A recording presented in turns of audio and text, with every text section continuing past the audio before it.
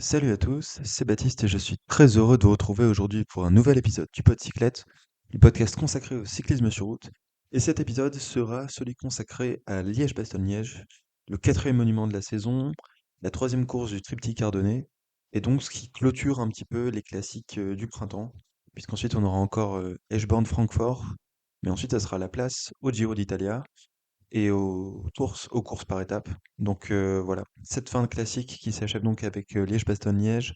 Euh, Pas forcément la course la plus intéressante, je trouve, en tout cas, sur le papier. Donc je pense qu'on fera un épisode un peu plus court aujourd'hui. Je vous propose qu'on parle rapidement quand même d'abord de la Flèche Wallonne, parce que évidemment les résultats de la Flèche Wallonne auront un impact sur Liège-Bastogne-Liège, notamment avec la gifle que Tadej Pogacar nous a mis. Et quand je dis nous, c'est autant aux spectateurs qu'aux coureurs adverses. Alors, il y a eu cette Amstel Gold Race où on a eu un peu d'espoir en voyant Pogacar faire un peu n'importe quoi sur le plan tactique et se faire reprendre par Remco Evenepoel sur le plat. À ce moment-là, on s'est dit peut-être que Pogacar atteint un peu ses limites, qu'il a trop travaillé, qu'il a trop enchaîné de courses sur ces derniers temps, que son pic de forme est trop étendu, disons, qu'il a fait des courses trop dures, Paris-Roubaix notamment, et qu'à un moment il commence un peu à payer de tous ses efforts.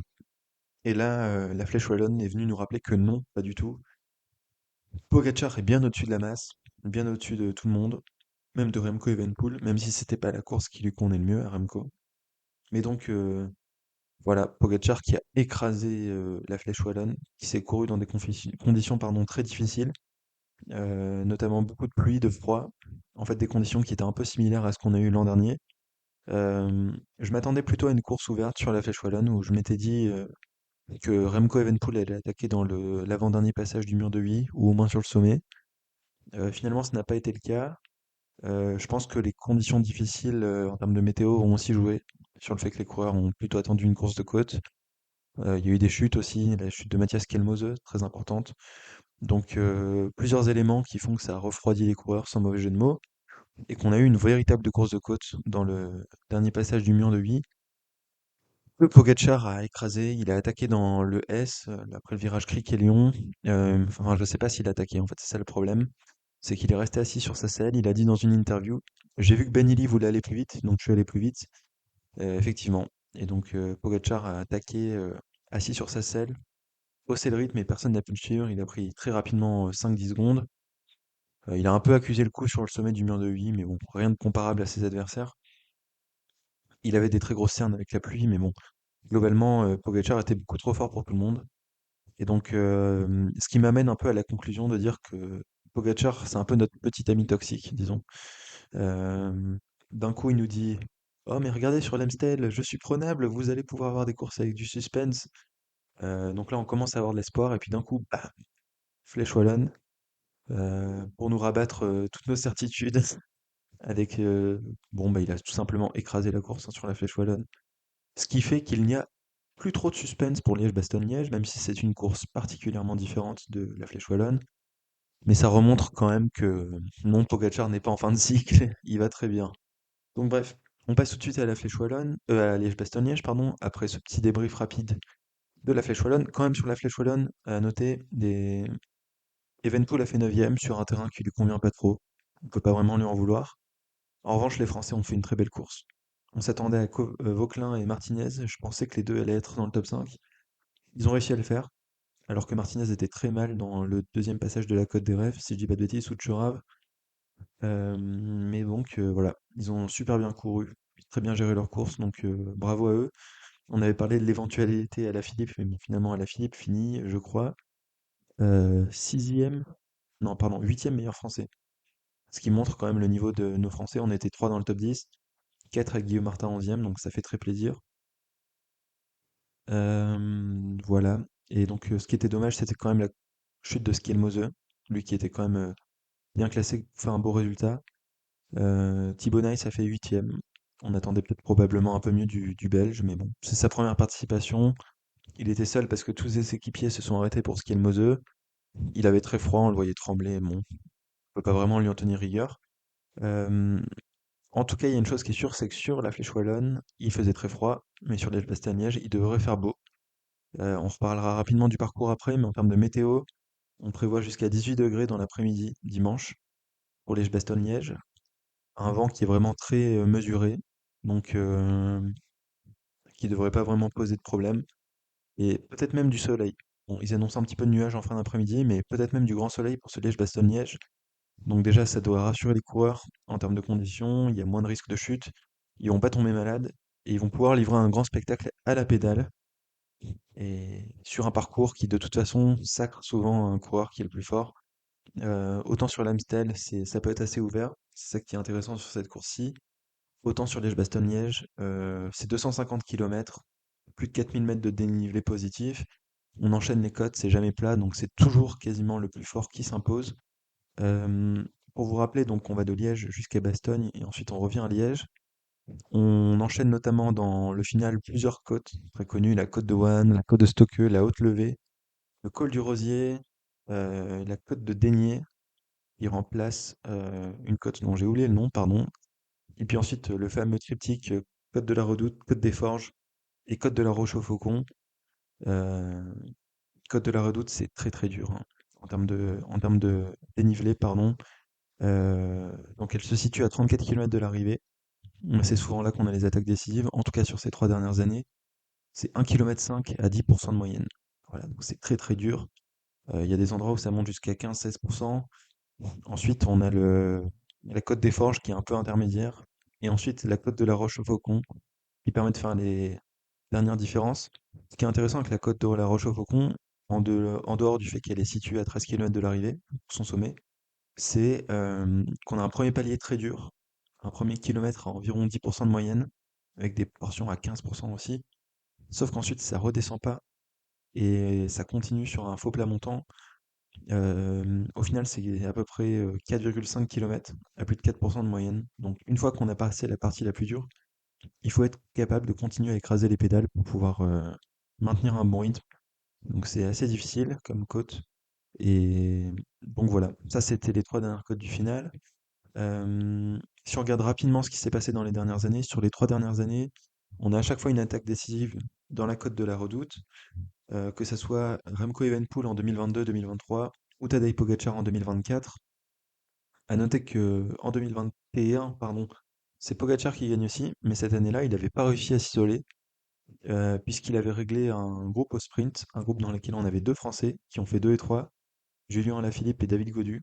Et puis il y avait aussi Michael Woods et puis Alejandro Valverde dans ce groupe-là. En 2022, Evenepoel finit seul avec 48 secondes d'avance sur un groupe assez conséquent, réglé au sprint pardon, par Quinten Hermans devant Wout van Aert. En 2023, Remco Evenepoel gagne aussi, mais cette fois-ci devant des plus petits groupes. C'est Pidcock et Buitrago qui avaient complété le podium juste devant Ben Illy, avec quand même une cinquième place de Valentin Madouas. Et puis l'an dernier, on avait des écarts de folie. Pogacar était beaucoup trop fort. Bardet, qui s'était isolé dans les ascensions de la côte des Forges et de la côte de la Roche-au-Faucon, avait fait une très belle deuxième place, à peu près 20 secondes devant un énorme groupe qui s'était joué la troisième place, qui avait été réglé par le champion du monde Mathieu Van Der Poel. Donc il s'était arrivé à 25 pour jouer la troisième place, ce qui était quand même assez fou.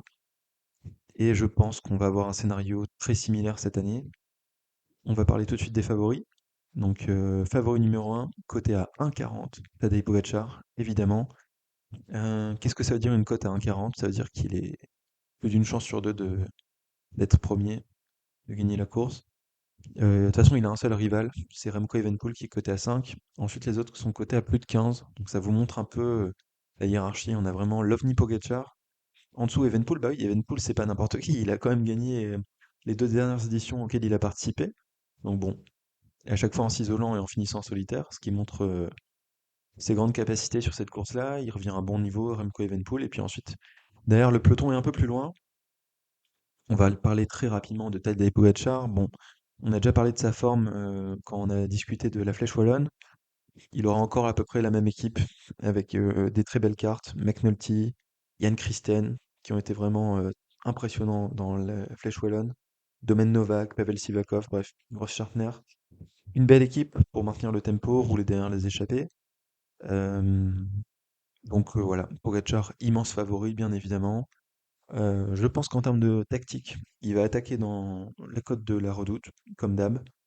C'est pas trop loin de l'arrivée. Je pense pas qu'il y aura d'anticipation, pour être honnête. Je pense que beaucoup de gens ont trop peur de Pogacar et sont résignés, donc peut-être des petits groupes qui vont tenter un peu avant, mais on devra encore avoir beaucoup d'équipiers du côté de l'UAE et pourquoi pas de la Soudal Quickstep pour rouler, donc je pense que c'est des tentatives qui sont un peu vouées à l'échec. Et puis j'attends une attaque très très nucléaire là, de Tadej Pogacar dans la côte de la Redoute pour s'isoler. Je pense que Remco sortira à ce moment-là. Reste à savoir si Remco sera capable de s'isoler à ce moment-là ou s'il il sera encore accompagné de quelques coureurs. Mais je pense qu'il réussira aussi à les lâcher dans le final. Mais bon, toujours est-il que je suis quasiment certain que Pogacar sera seul au sommet de la côte de la Redoute. Je pense pas qu'Evenpool ait les cannes pour le suivre. En tout cas, dans ce qu'on a vu sur le mur de Huy, ça sera un peu compliqué. Après, Remco Evenpool, il est meilleur sur les parties plus roulantes. Donc on verra s'il est capable de lui reprendre du temps. Mais je pense que on va avoir un numéro de soliste de notre ami slovène Tadej Pogacar, du champion du monde. Et ça sera dans la côte de la Redoute. Franchement, ça serait bête d'attaquer un autre moment. Et voilà, pour moi, c'est assez clair. Donc je disais Evenpool qui est le deuxième favori côté à 5, favori donc pour la deuxième place. En termes d'équipe, c'est pas totalement sorti, mais a priori, on aura du Charman, Van Sevenant, Vervac, Van Wilder. C'était Van Wilder qui était très solide ces derniers temps. Il devrait l'être aussi. Donc, de toute façon, je suis pas certain que la Soudal Quickstep ait tant besoin d'imprimer un rythme. Je pense qu'ils collaboreront à la poursuite de l'échappée avec la UAE, parce que Remco Evenpool est double vainqueur sortant, parce que Remco Evenpool a un ego. Mais voilà, je pense que du coup, les deux équipes devraient se partager la tâche de la poursuite des échappées. Peut-être que la Lidl Trek viendra les aider un peu, ce qui n'est pas forcément une bonne idée, je pense, étant donné les derniers résultats. Mais peut-être qu'ils le feront un peu. Et donc Evenpool, je le vois sortir aussi dans la côte de la Redoute. C'est là qu'il a toujours eu l'habitude d'attaquer. De toute façon, s'il n'arrive pas à les lâcher dans la côte de la Redoute, il arrive à les lâcher sur les portions de faux plat un peu montant à la fin. Donc pareil, je me fais pas trop de soucis pour Evenpool. Je pense qu'il sera capable de lâcher les gens dans la côte de la Redoute. S'il n'arrive pas à le faire, il sera capable de le faire plus tard. Et puis même s'il arrive dans un petit groupe, et maintenant on a vu qu'il y avait une belle pointe de vitesse, donc je fais de Remco Evenpool mon grand favori pour la deuxième place. Reste que Evenpool c'est quand même quelqu'un avec de l'ego.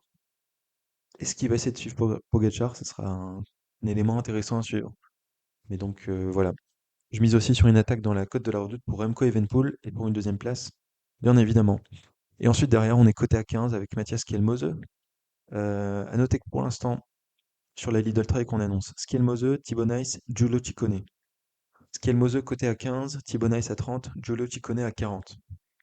Euh, J'aurais mis aussi Skelmose plutôt le favori pour cette équipe-là, plutôt le leader de la Lidl Trek sur Liège-Bastogne-Liège, parce que c'est le coureur qui a les meilleures qualités pour s'imposer là-dessus. C'est trop dur pour Thibonice, je pense. Ciccone, c'est pas vraiment un coureur de classique d'un jour. Euh, Reste que sur Liège-Bastogne-Liège, le meilleur résultat de Skelmose, c'était 9e. Reste que Skelmose a chuté sur la Flèche Wallonne. Certes, c'était mouillé, donc ça glisse, ça râpe pas trop, mais il avait l'air quand même d'avoir pris un sacré coup. Il saignait du genou, si je dis pas de bêtises, donc grosse incertitude quand même autour de l'état de forme de Skelmose. Si jamais il n'est pas dans le coup, peut-être que Thibaut Nice pourra prendre un peu ses responsabilités. Sa seule référence, c'est sa 12e place sur l'Amstel. Il était pas trop mal, mais bon, c'est moins de dénivelé positif quand même l'Amstel que le Liège-Bastogne-Liège. On verra si le Belge est capable de tenir. Du côté de Giulio Ciccone, il est sur le Tour des Alpes actuellement. On sait que c'est une bonne préparation pour Liège-Bastogne-Liège et pour le Tour d'Italie. Tour d'Italie qui sera son objectif de l'année. Euh, il a fait 13e en 2023, Giulio Ciccone, sur Liège-Bastogne-Liège. Après, sur le Tour des Alpes, il ne me semble pas être le plus fort non plus. Il est bon, mais on a vu qu'un Storer était plus fort que lui. Peut-être qu'un Arensman est plus fort que lui. C'est quand même pas des noms très très clinquants. Donc je suis pas certain que Ciccone arrive à faire mieux qu'un top 10. Mais ça peut être une carte en secours dans l'optique où Thibonice craquerait, ou Skelmose serait pas remis de sa chute. Et je me dis pourquoi pas Badjoli. Badjoli qui est aussi dans cette équipe-là. Euh, Il a jamais fini Liège-Bastogne-Liège, c'est un peu son problème. 3 participations, 3 DNF, mais parfois, Bajoli, c'est un coureur de classique un peu. Je me dis pourquoi pas. On se souvient évidemment de sa deuxième place sur le Tour du Lombardie. C'était en 2023, si je dis pas de bêtises. Voilà, pourquoi pas pour Bajoli aussi. Une belle équipe de la Lidl Trek, donc a priori avec plusieurs leaders. Je pense que ça dépendra des états de forme de chacun le jour de la course, des sensations. J'espère juste qu'ils vont pas trop rouler. Ils ont tendance à le faire assez régulièrement. Là, il y a vraiment pas de quoi rouler.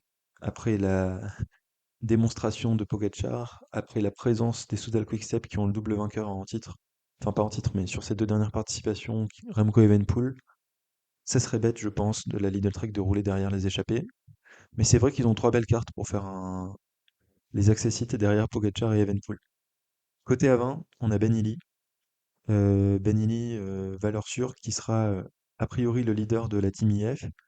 On annonce aussi avec lui Richard Carapaz et Nelson Poles.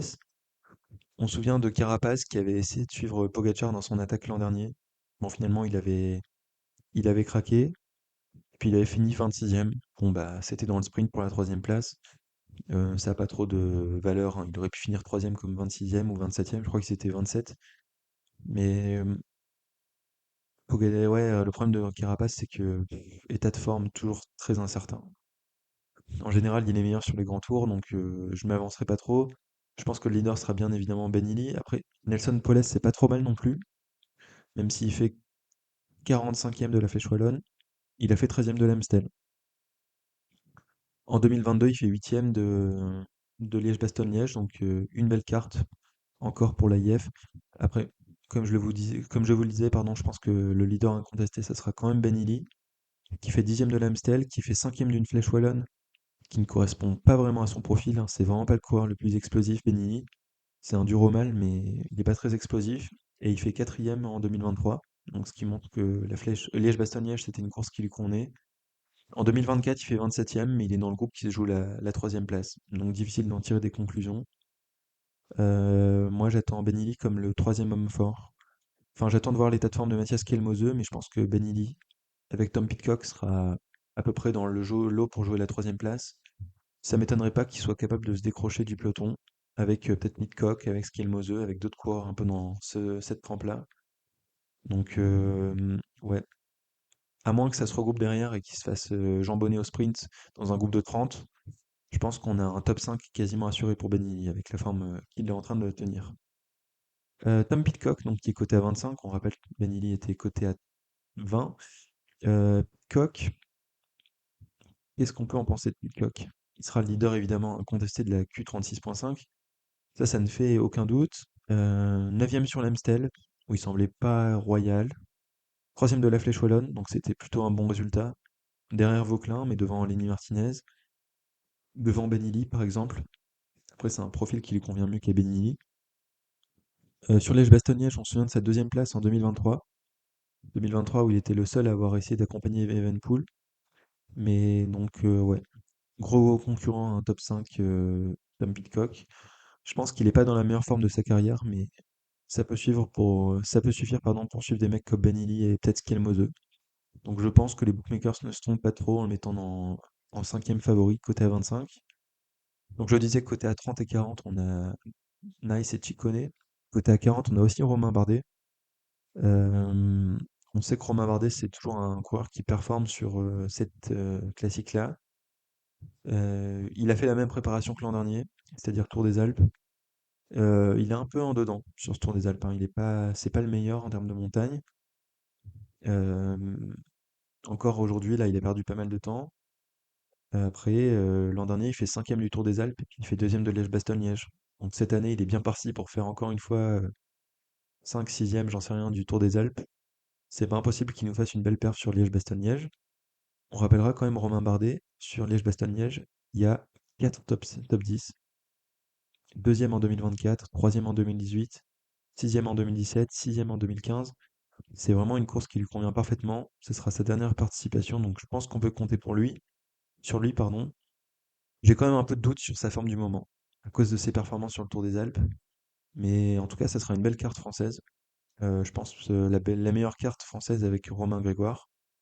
Donc ça sera le leader incontesté de la Picnic Post-NL. Il y aura aussi Oscar Onley sur la course, mais je pense que Oscar Onley sur les monuments, c'est pas encore capable de jouer en top 5. Donc a priori, Romain Bardet devrait être le leader incontesté. Voilà. J'espère qu'il a eu aussi des conditions difficiles en Italie sur le Tour des Alpes. J'espère qu'il sera en forme, qu'il sera pas tombé malade, Romain, et qu'il nous fera un très beau Liège-Bastogne-Liège pour le dernier monument de sa carrière. Et franchement, ça serait pas inenvisageable de voir un top 5 ou un top 10. Ça dépend des configurations de la course. Euh, a priori, les deux premières places sont gelées. Ce sera Evenepoel et Pogacar. Euh, Derrière, on verra comment ça s'organise ou comment ça s'organise pas justement. On n'est pas à l'abri d'avoir un groupe de 30 qui se joue la troisième place. Là, ça sera un peu compliqué pour Romain Bardet. Lui, il a plutôt intérêt à ce qu'il y ait une sélection qui se fasse. On a vu l'an dernier, il a été capable de sortir au bon moment, d'être très résistant. Il a un bon sens tactique, Romain Bardet aussi, ce qui aide pas mal. Euh, L'an dernier, en fait, il a su s'extraire du groupe qui suivait derrière, de garder suffisamment d'avance pendant longtemps pour pas être pris, et ensuite, il a juste profité d'une désorganisation complète du groupe derrière pour garder son avance et finir deuxième. Là, je sais pas. J'ai quand même l'impression qu'il y a des coureurs qui sont un peu au-dessus du lot. Je parlais de Ben Lilly, de Tom Pidcock, peut-être de Skjelmose. Peut-être qu'eux seront capables de s'isoler dans un petit groupe de 4-5 coureurs et capables d'aller jouer la troisième place en collaborant sans être pris par un gros groupe qui se regrouperait pour un sprint final. Donc on verra quel est le scénario. Je pense que pour Romain Bardet, le gros objectif, ce sera d'être capable de suivre les Benini et les Tom Pidcock. Et si c'est le cas, tactiquement, il a vraiment sa chance pour aller faire un beau résultat. Donc je vais dire il a un top 10 dans les jambes. Peut-être mieux si tactiquement il arrive à s'en sortir. Et peut-être qu'il fera 30e s'il y a un gros groupe qui se joue la troisième place. On verra. Mais belle carte française pour Romain Bardet. Ensuite, côté à 50, on avait Kevin Vauquelin et Romain Grégoire, les deux Français. Donc ça fait plaisir de voir des Français dans les 10 favoris de ce Liège-Bastogne-Liège, même s'ils sont évidemment à des années-lumière de Pogacar, vu qu'ils sont cotés à 50. Kevin Vauquelin, très impressionnant sur la Flèche Wallonne. C'est vraiment la course qui lui correspond le mieux. Très clairement, il n'y a rien à dire là-dessus. Moi, ce qui m'embête avec Kevin Vauquelin, c'est que quand ça fait 250 bornes, c'est compliqué. En fait, j'ai pas d'exemple de course très dure, très longue, où il a vraiment bien performé. Cette année, 41e de Milan-San Remo, incapable d'être dans le groupe qui joue la quatrième place, pardon. Abandon sur l'Amstel, deuxième de la Flèche où il était très bon, mais c'est une course qui lui convient parfaitement. Si on regarde ce qu'il a fait sur Liège-Bastogne-Liège par le passé, première participation l'an dernier, abandon. Je me souviens plus exactement des circonstances pour être peut-être tout à fait franc. Jeux olympiques, c'est à peu près similaire en termes de distance et dénivelé. 34e, il avait fait équipier pour Madouas, etc. En fait, il a jamais vraiment performé, Kevin Vauquelin, sur des courses très longues. Donc ça me fait un peu peur. C'est pour ça que moi, je le mettrais pas côté à 50. Je le mettrais côté plus. Après, c'est peut-être l'année de la confirmation pour Kevin Vauquelin et il sera enfin capable de nous taper un bon résultat sur un monument. Pour l'instant, j'attends de voir. Mais évidemment, Vauquelin sera le leader unique de la Arkea. De toute façon, il n'y a pas d'autres coureurs capables de faire un bon résultat, donc on croise les doigts pour Kevin. Et puis je disais, Romain Grégoire qui sera aussi coté à 50. J'ai de grands espoirs en Romain Grégoire pour ce Liège-Bastogne-Liège. Septième de l'Amstel, septième de la Flèche Wallonne. Bah, septième de Liège, ça me choquerait pas. Romain Grégoire sur Liège-Bastogne-Liège, c'est 24e l'an dernier. Donc dans le jeu groupe qui se joue la troisième place. Et on se souvient que l'an dernier, il a été ralenti dans une chute. Et il a passé pas mal de temps en chasse-patate à perdre de l'énergie. Donc je pense qu'il avait un meilleur résultat dans les jambes. Mais les circonstances de course ont fait que ça n'a pas été très favorable pour lui. Je pense que cette année, ça peut changer. Et donc, ouais, moi je le mets Romain Grégoire au moins au même niveau que peut-être Romain Bardet, hein, clairement. Et je suis quasiment sûr que Romain Grégoire va nous taper un top 10. Surtout qu'il a une belle pointe de vitesse aussi, donc même s'il y a un groupe qui se joue derrière, si c'est pas un groupe trop important, parce que l'an dernier on se souvient qu'ils étaient 30, enfin 25, et qu'il était mal placé, il n'avait pas pu faire un beau sprint. Mais pour moi, Romain Grégoire, il a bien sûr un top 10 très largement dans les jambes. Donc je pense qu'il nous décevra pas. C'est un coureur très régulier, donc j'ai hâte de voir ce qu'il va nous faire. Dans l'équipe, quand même, de Romain Grégoire, parce qu'il est pas seul, il faut qu'on en parle. Il y a Valentin Madouas, qui est coté à 125, et il y a aussi Guillaume Martin, dont je ne vois pas la cote sur Winamax.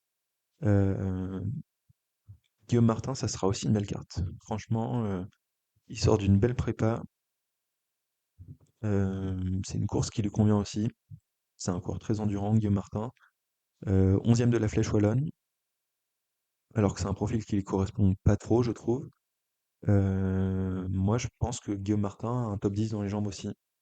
Peut-être un peu plus, top 15, mais l'an dernier, il fait 18e. Il était dans le groupe qui se joue la troisième place. Il fait 6e en 2023, ce qui n'était pas forcément sa meilleure année en plus en termes de forme. Sinon, 15e en 2021, 14e en 2020. Ouais. Moi, ça m'étonnerait vraiment pas de voir Guillaume Martin dans le top 15, donc peut-être l'un des meilleurs Français à suivre. Il y aura aussi Valentin Madouas dans l'équipe. Madouas, bon, 19e de l'Amstel, on l'avait vu un peu court. Sur la Flèche Wallonne, il a fait l'équipier pour Guillaume Martin et puis pour Romain Grégoire, donc c'est un peu difficile de voir son état de forme réel. En plus, c'est pas vraiment la course qui lui convient le mieux en termes de profil. Sur Liège, Valentin Madouas, c'est 7e en 2024 l'an dernier. Il était dans le groupe pour la troisième place, il a fait un beau sprint. 5e en 2023. Donc franchement, on a trois belles cartes sur la Groupama FDJ, entre Romain Grégoire, Valentin Madouas et puis Guillaume Martin. Moi, je vois bien Romain Grégoire le meilleur des Groupama quand même. Je pense qu'il a intrinsèquement des qualités qui font que c'est lui qui sera le mieux. Mais je pense que Madouas et Martin devraient être pas très loin derrière Romain Grégoire. Donc ça va marquer des points UCI côté Groupama FDJ, en tout cas j'espère. Voilà. Et ensuite on arrive côté à 65, Egan Bernal, Richard Carapaz, Santiago Buitrago. On va les prendre dans l'ordre. Richard Carapaz, on en a déjà parlé. Egan Bernal qui devrait être a priori le leader de la Ineos. Je le vois pas encore annoncé sur la start list, donc ça sera surveillé. Sinon, ça sera Axel Laurence, mais Egan Bernal, on l'a pas trop vu en ce début de saison, donc je suis un peu inquiet. Axel Laurence, 20e de la Flèche Wallonne, c'est encore trop tendre pour un monument, Axel Laurence, malheureusement. Donc, s'il est vraiment sur le départ, je pense que ce sera effectivement plutôt Bernal qui sera le leader. Bernal qui fait 7e du Tour de Catalogne. Il n'a pas beaucoup couru cette année, hein, c'est ça qui me fait un peu peur. Il a annoncé quand même sur le Giro, donc on verra s'il est présent sur la liste de départ et ensuite on verra son état de forme. Mais là, c'est vraiment très difficile de juger pour l'instant. Et puis Santiago Buitrago, qui devrait être un des leaders de la Bahreïn, avec Pello Bilbao, peut-être Lenny Martinez. La start list définitive n'est pas encore sortie, on verra si Martinez est aligné ou pas. Martinez, pour en parler quand même, il a fait une super flèche wallonne, même s'il semblait très dans le dur à un moment, il a réussi à se reprendre. Euh, Peut-être que Liège c'est quand même encore un peu trop long, même si on voit qu'il est en bonne forme. Après, il avait fait un bon résultat sur l'Estradé, je pense, l'an dernier, Lenny Martinez, donc franchement, on n'est pas à l'abri d'une belle surprise pour le français. Après, le leader, ça devrait quand même être Santi Buitrago. Buitrago qui fait 6e de la Flèche Wallonne cette année, 29e de l'Amstel, il n'était pas trop dedans. Mais Liège, il a fait 3e en 2023. Donc c'est un résultat qui parle évidemment pour lui. L'an dernier, il n'était pas dedans, 41e. Et puis Pello Bilbao, enfin, c'était compliqué sur la Flèche, 25e sur l'Amstel. Même s'il fait 9e l'an dernier, je suis pas sûr qu'il soit à son meilleur niveau. Donc je pense que les bookmakers ne se trompent pas en mettant Buitrago le leader, mais pourquoi pas une petite surprise Lenny Martinez pour nous enthousiasmer. On verra s'il est au départ et puis on verra s'il arrive à tenir la longueur. Mais en tout cas, je pense que l'avenir dans les deux trois prochaines années, évidemment, Lenny Martinez, ce sera un coureur qui brillera sur ce genre de course. Et ensuite, on arrive à des coureurs cotés à 100. Donc, je vous propose qu'on passe très vite sur les équipes qui restent. La Alpecin de Koenig, qui sera autour de Quinten Hermans. Quinten Hermans, 16e de l'Amstel, donc c'était un bon résultat. 16e de la Flèche Brabançonne. Il a abandonné sur la Flèche Wallonne. J'ai vu qu'il y avait une chute, je crois qu'il a chuté. Donc j'espère pour lui qu'il s'est bien remis. Sinon, c'est vrai qu'il avait fait deuxième en 2022. C'est ça qui parle pour lui. Mais ouais, je voudrais pas trop m'avancer parce qu'entre sa chute et puis ça, il est trop en forme cette année, à part là sur l'Amstel où il était pas trop mauvais. Difficile de s'avancer, mais ça devrait quand même être le leader de la Alpecin de Koenig parce qu'ils ont pas grand monde à comparer. Du côté de la Astana, pardon, Scaroni annoncé. qu'en retour de blessure. Il était très fort, Scaroni, avant sa chute sur les Strade Bianche. Il n'a pas fini l'Amstel et il finit 23e de la Flèche Wallonne. Donc peut-être un retour en force de Christian Scaroni. C'était pas le meilleur Astana parce que Champoussin a fait 21e et Velasco 28e. Lui, il a fait 23e. On tire groupé dans les 20e places pour les Astana. Scaroni, donc on le rappelle, 27 ans. Et pour l'instant, pas encore de résultat sur Liège. Donc je sais pas si ce sera le leader ou Champoussin. Champoussin qui a fait meilleur résultat 85e, même si là il a pris une dimension différente en entrant dans l'équipe Astana. Ouais, bon, on va pas trop miser sur la Astana. Du côté de la Cofidis, on aura deux leaders, Dylan Tuns, Alexa Rambourou. Dylan Tuns qui a fait un abandon sur la Flèche Wallonne, qui a un début de saison catastrophique. Dommage parce que c'est évidemment un profil qui lui convient bien. Il avait fait 6e en 2022. Je pense qu'il est pas en forme, Dylan Tuns, donc trop compliqué. Puis Alex Aramburu, difficile de dire, il fait une belle flèche Brabançonne, il finit quatrième, mais c'est dans un gros groupe au sprint. 46e de la flèche wallonne, c'est peut-être un peu trop dur pour lui. Il fait 14e l'an dernier, mais je pense que ça reste la meilleure carte de Cofidis, mais j'ai peur que ça soit trop dur pour lui, donc pourquoi pas top 15. S'il est dans un groupe conséquent qui revient sur des coureurs devant, il peut faire une belle place au sprint, mais sinon je pense que c'est un peu trop dur pour lui. Du côté de la Décathlon, le leader, ça devrait être Aurélien Paré-Peintre. On aura aussi Clément Berthet autour de lui, Jordan Labrosse, Bastien Tronchon. Je pense quand même qu'Aurélien Paré-Peintre est le coureur le plus solide sur cette course-là. Il n'a pas couru depuis le Tour des Flandres, il a fait 16e, mais c'était quand même un beau résultat. Et l'an dernier, il fait 5e. 5e de Liège-Bastogne-Liège. Dans le gros groupe qui joue le sprint, on sait qu'il a une belle pointe de vitesse, donc pareil qu'Aramburu, je pense un peu, c'est à peu près le même combat, Aurélien Paré-Peintre, donc on verra en fonction de où sera le peloton qui va revenir sur les coureurs qui sont un peu devant. Et on verra quelle place il est capable de se battre, pour quelle place, pardon, il est capable de se battre au sprint. Côté Intermarché, on va suivre Louis Barré, évidemment. Après sa superbe Amstel, on a envie d'en voir plus. 24e pardon, sur la Flèche Wallonne, mais bon, c'est un effort tellement particulier. À suivre, du coup, Louis Barré. Du côté de la Movistar, c'est intéressant. Pour l'instant, on annonce Enric Mas et Davide Formolo.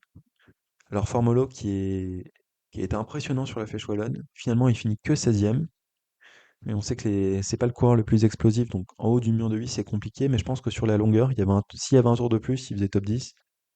Formolo, il a fait deuxième de Liège-Bastogne-Liège en 2019 quand même. Donc il semble revenir en forme. Moi je dis vraiment attention à David Formolo, c'est un profil qui lui convient à merveille. Franchement, pourquoi pas un top 10. Et puis Henrik Mas, deuxième du Tour du Pays Basque, mais abandon sur la Flèche Wallonne.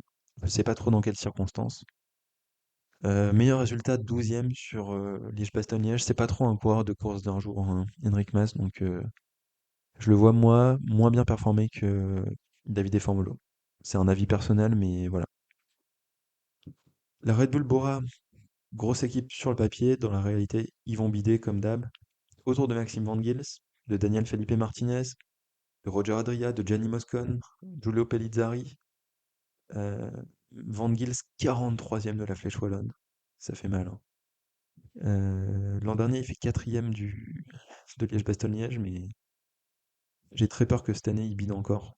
Parce que dans la lancée de sa saison, Daniel Felipe Martinez, qu'on a vu un temps à l'avant sur la Flèche Wallonne, il fait un début de saison à peu près blanc. Il n'a pas beaucoup couru, mais quatrième en 2022 pour sa dernière participation. C'est un coureur aussi qui est assez endurant, qui grimpe bien, donc ça sera peut-être lui le mieux classé des Red Bull Bora. Et dans ce cas-là, je dirais qu'il peut viser un top 10. Mais ouais, j'ai très peur que Maxime Van Gils se bide à nouveau du côté de la Red Bull Bora. Côté Jayco Alula, c'est très intéressant. C'est très très intéressant parce qu'il y a Michael Matthews, il y a Ben O'Connor, Philippe Ozana, Mauro Schmidt. On a quatre belles cartes. Je parlais des bids avec le bid de Van Gils chez Red Bull. Malheureusement, on a un bid aussi, c'est chez Jayco, de notre ami Ben O'Connor. C'est un profil qui aurait pu lui convenir sur le papier, mais je sens qu'il bide, donc on va pas trop en parler. Philippe Ozana, pareil, début de saison compliqué, même si c'est un profil qui peut lui convenir. Donc double leadership, je pense, autour de Michael Matthews. Mauro Schmidt, Matthews 5e de l'Amstel quand même. Meilleur résultat sur Liège-Bastogne-Liège, quatrième. Donc lui, pareil, si ça joue dans un sprint et qu'il arrive à, pour une place d'honneur et qu'il arrive à s'accrocher, ça peut faire un beau résultat. Et par contre, en termes de force pure, je pense que Mauro Schmidt sera plus, intrinsèquement plus fort. Il fait 15e de l'Amstel, 10e de la Flèche Wallonne, où il était toujours bien placé. Moi, j'attends un top 10 de Mauro Schmidt. Je pense vraiment qu'il a dans les cannes et je pense qu'il sera capable de le faire. À suivre, mais donc Jayco Alula, deux cartes intéressantes avec Mauro Schmidt et Michael Matthews. Du côté de la Visma Leasebike, je pense que le meilleur, ça sera encore Tige Benoît cette année. Tige Benoît, c'est fou quand même cette régularité sur les classiques du printemps. 12e encore de la Flèche Wallonne, alors que c'est pas un coureur très explosif. 8e de l'Amstel. Euh, sur Liège-Bastogne-Liège, il est super régulier.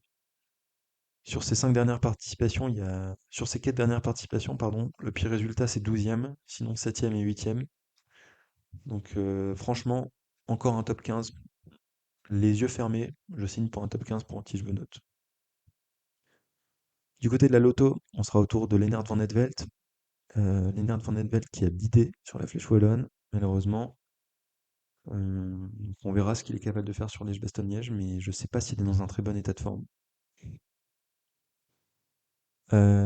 Tudor, Tudor qui sera autour de Marc Hirschi, Julien Alaphilippe, deux quasi-vainqueurs de Liège-Bastogne-Liège, mais Marc Hirschi c'est catastrophique. 40e de l'Amstel, 49e de la Flèche. Euh, Très très compliqué hein, pour Marc Hirschi. Euh, Franchement, je le vois pas peser sur la course. Pas plus que Julien Alaphilippe. Désolé Julien, mais 22e de la Flèche alors que c'est sa course de prédilection, même si on sait qu'il aime pas les courses. Il aime pas les courses sous la pluie, mais dans le froid. Mais malheureusement, là cette année, j'ai du mal à voir Julien encore peser sur Liège-Bastogne-Liège. J'espère vraiment qu'il me fera mentir. Et puis Israël, il sera avec Stephen Williams, mais je pense que le leader, ça sera Joe Blackmore. À l'époque, j'aurais dit plutôt Lutsenko. À l'époque, il y a très longtemps, j'aurais dit Fuglsang. Le problème, c'est que Lutsenko fait un début de saison moyen, même s'il a fait 17e de l'Amstel quand même. On se rappelle, l'an dernier, il était fort hein, sur Liège-Bastogne-Liège, il finit 8e. Là, j'y crois pas trop pour cette année, parce que je pense que sa forme est un peu en dessous. En revanche, Joe Blackmore, 14e de l'Amstel, 14e de la Flèche, et bah, on peut signer pour 14e place pour Liège-Bastogne-Liège. Voilà, ça ne serait pas très étonnant et ce sera un super résultat pour le jeune Britannique de 22 ans. Donc voilà, si on peut conclure sur ce Liège-Bastogne-Liège, c'est malheureusement pas la course la plus excitante de l'année, hein, on va pas se mentir. Évidemment, victoire de Pogacar, je vois vraiment pas d'autre scénario. Il sort dans la côte de la Redoute, personne n'est capable de le suivre. Evenpool un peu derrière. Ensuite, un groupe qui se détache derrière, avec peut-être Evenpool, Pidcock, Benilly, Skelmose, ce genre de coureur, Romain Grégoire. Je pense qu'à un moment, Evenpool arrive à s'isoler.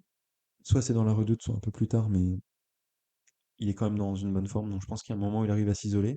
Pas forcément quand ça monte, ça peut être aussi sur du plat. Et ensuite derrière, donc soit on a un... Donc je le vois vraiment très fortement à la deuxième place, Remco Evenpool. Et ensuite, deux scénarios possibles. Soit on a des hommes forts qui arrivent à s'isoler à l'avant et qui coopèrent un petit peu pour aller jouer la troisième place.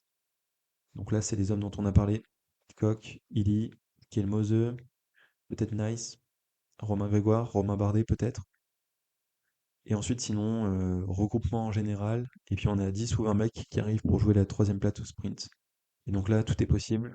On peut avoir un Aaron Brough troisième, par exemple. Donc voilà les scénarios que j'envisage. Et sinon, pour le meilleur français, vraiment, il y a trois très belles cartes côté groupe AMFDJ. Je pense que c'est eux qui vont briller. Dans l'ordre, d'abord Grégoire, puis Madouas, puis Martin. Quoique Madouas et Martin, c'est un peu interchangeable. Et je pense qu'avec Romain Bardet, c'est les meilleures cartes françaises. Et puis ensuite, dans un autre échelon, peut-être Kevin Vauquelin, peut-être Aurélien Paré-Peintre, peut-être Julien Alaphilippe. Mais bon, voilà. Donc peut-être un top 5 pour nos Français sur ce Liège-Bastogne-Liège. J'espère que cet épisode vous aura plu. Et puis à une prochaine. Salut!